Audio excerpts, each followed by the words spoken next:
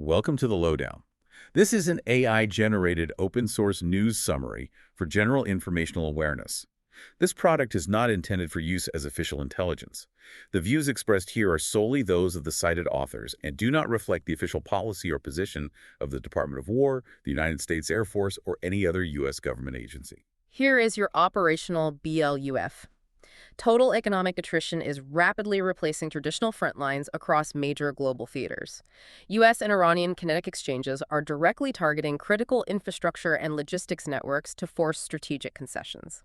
Concurrently, Russia and North Korea are adapting through intense economic maneuvers, coercive manpower shifts, and the forward deployment of advanced assets. Okay, so diving right into the reporting for today's deep dive. We are unpacking a pretty massive stack of intelligence covering three major areas of responsibility, or AORs. We're looking at the Middle East, Eastern Europe, and the Korean Peninsula.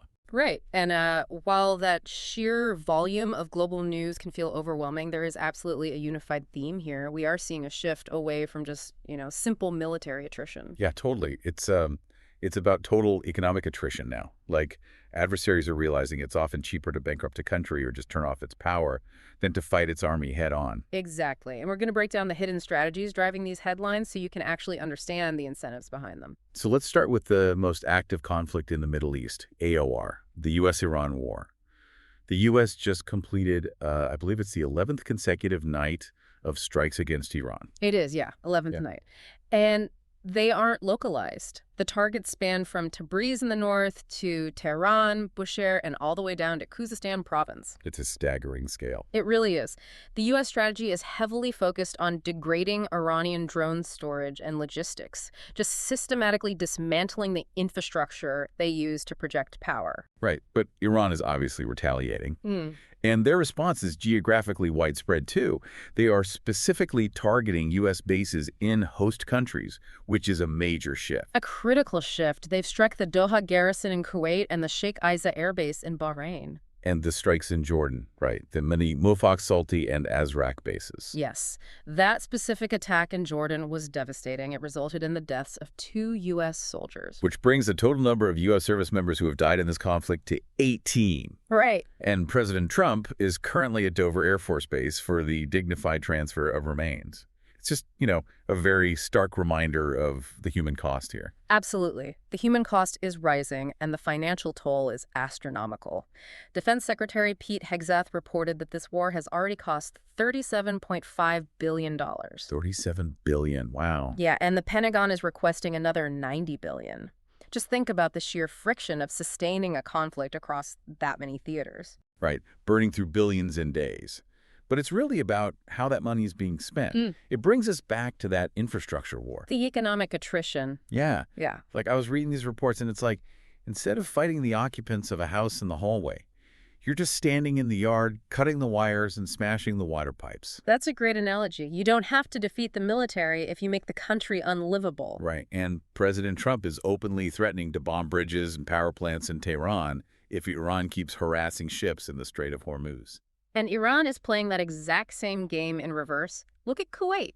They have been actively attacking Kuwaiti water desalination and power facilities. Basically trying to make Kuwait City sit in the dark. Exactly. They want the domestic pressure to build on the Kuwaiti government until they demand U.S. forces leave. Iran wants to prove the U.S. is an unreliable security guarantor. The geography of all this pressure is wild, especially the islands. Karg Island, for instance.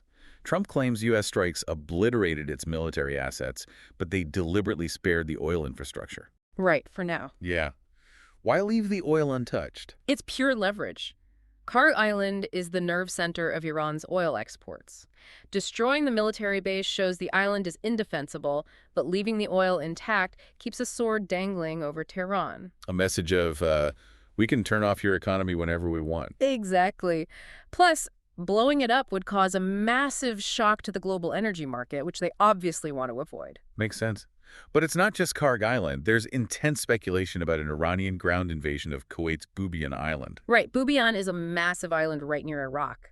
Iranian figures have floated, seizing it as a bargaining chip if the U.S. occupies Iranian territory. And back in May, Kuwait literally intercepted Iranian commandos on that island, the IRGC Sabrin unit. but they arrived in a rented fishing boat. Yeah, it sounds crazy, but it highlights how unconventional this is. The Saberin unit knows a military vessel would be tracked by radar instantly. So they just used a civilian fishing boat to slip in. Right. It blurs the lines and makes early detection incredibly difficult. Speaking of difficult to detect, let's talk about Pickaxe Mountain, or Mount Kolang Gaz. The reporting on this sounds like a movie. Why is Iran moving nuclear assets into a mountain? Well, after the June 2025 war, which saw massive strikes on their surface-level facilities, Tehran realized their program was too vulnerable. So they went underground. Deep underground.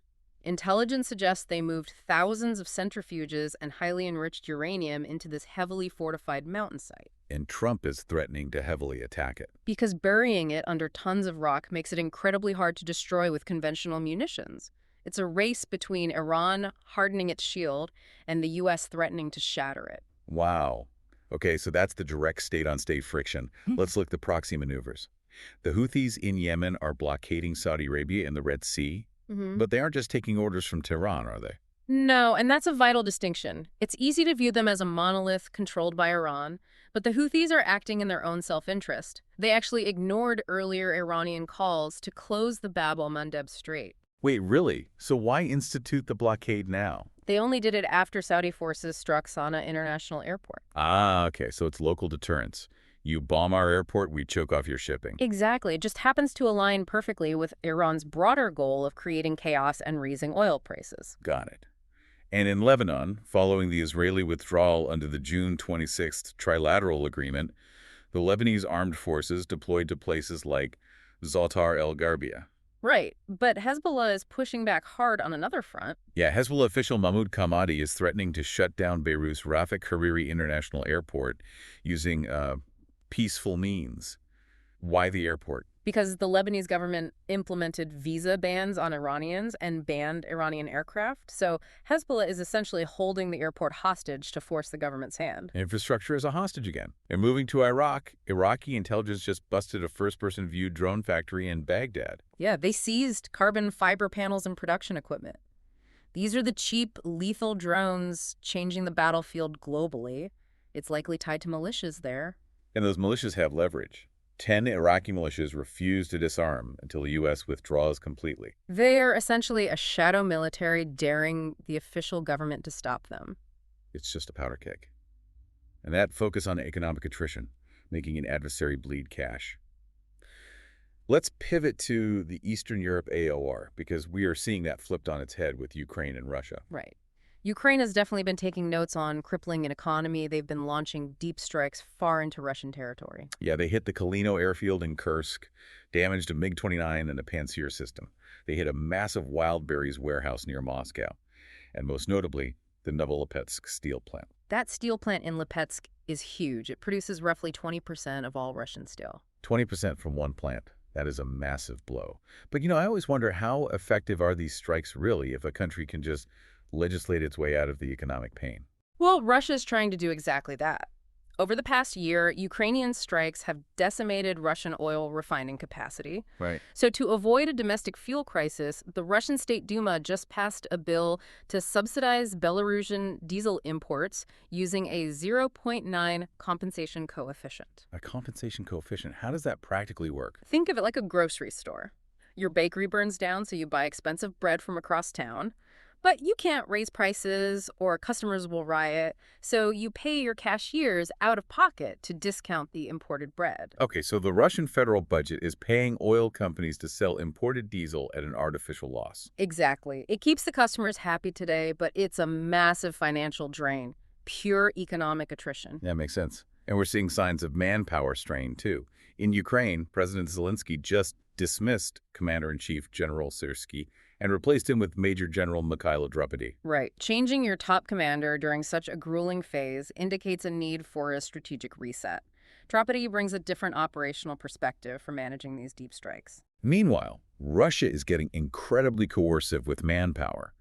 They are passing laws to deport migrants for minor offenses, like unauthorized protests. Because the deportation threat is leverage. They detain the migrants, threaten deportation, and coerce them into signing military service contracts.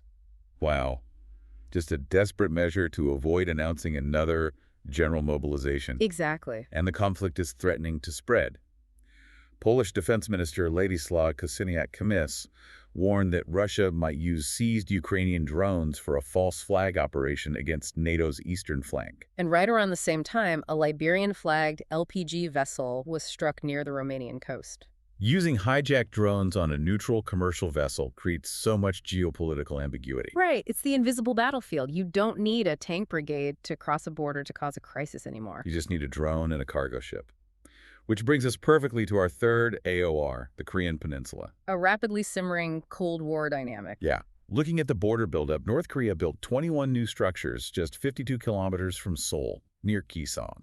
Right. Designed to house multiple launch rocket systems and tactical erector launchers, forward deploying precision strike capabilities. Okay, but here's the irony. If we look at the lessons from Ukraine, parking static rocket launchers that close to the border seems crazy. Because of the drone kill zone? Exactly. Right. Anything within 10 kilometers of the front in Ukraine is dead. So why are they bringing static cannons to a drone fight? It suggests two possibilities. Either North Korean brass is stubbornly relying on old-school artillery and ignoring Ukraine's lessons, or they believe a Korean contingency would look totally different. Like they could overwhelm South Korean airspace with volume before drones could even deploy. Right. It's a massive gamble. Speaking of gambles, Kim Jong-un is making some huge internal moves. A massive joint meeting, the first since he took power in 2011, and he publicly charged General Pak Hee-chol with corruption. Pak Hee-chol was very powerful in the General Political Bureau, which manages military ideology. Purging him dismantles rival factions and elevates Kim's new people-first ideology. Consolidating power while trying to look like a hero to the public. Precisely. Down south, South Korea has a really complex dual-track approach. Diplomatically, the Ministry of Unification under Chung Dong-young and President Lee Jae-myung, they changed their terminology. Right. They are no longer using the term North Korean defectors. They are calling them North Korean-born citizens. A deeply symbolic, conciliatory gesture to appease Pyongyang. Trying to promote a framework of peaceful coexistence. But militarily, they are doing the exact opposite. Massive joint exercises with the U.S., like Buddy Squadron and Pitch Black. South Korea is desperate to prove they are ready for the transfer of Wartime Operational Control, or OPSIGN, by 2029. OPSIGN. That's essentially about who actually calls the shots if a war breaks out tomorrow. Right? Yes. Right now, an American general technically has that control. South Korea wants it back, but they have to prove they have the independent capacity to handle a nuclear-armed North Korea. So they are telling the North, we respect you as citizens, but we are also practicing air combat maneuvers. Exactly. And North Korea is building its own network. CCP Politburo member Wang Huning visited, and the pro-Lukashenko Communist Party of Belarus signed a memo of cooperation with North Korea's ruling party. A thickening autocratic web. It's all connected. Right. So stepping back and looking at all these AORs, whether it's militias cutting power in Kuwait, Russia subsidizing diesel, or Kim Jong-un purging generals. The nature of warfare has expanded way beyond the trenches. It's about strangling the economy, controlling shipping lanes, and managing domestic opposition. The battlefield is everywhere. Now, before we wrap up, we do want to remind you that all political statements and military actions discussed today were reported purely to convey the information from our open source material. Right. We are here to provide clarity on the mechanisms of these conflicts, not to endorse any viewpoint or take any sides. Just reporting the assessment. So, I want to leave you with a final thought to ponder.